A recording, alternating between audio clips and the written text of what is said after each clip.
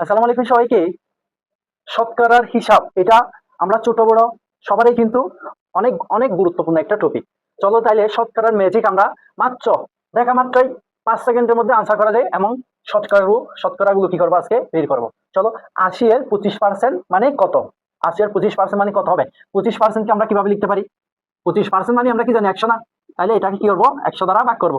তার মানে কত? 1/4 হবে। ঠিক আছে, 1/4। এর মানে মনে রাখবা, এর মানে কি মনে রাখবা? গুণ। এর মানে কি হবে? গুণ।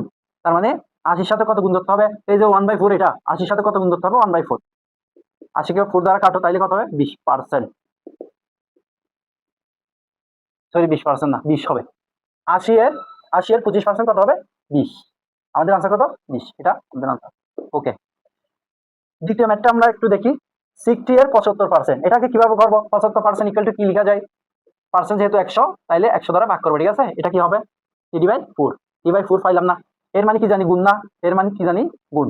তার মানে 60-এর সাথে কত গুণ করতে হবে? এইটা 3/4। 60-কে যদি 4 দ্বারা ভাগ করা হয় কত হবে? 15। উপর আছে কত? 3। তার মানে 45।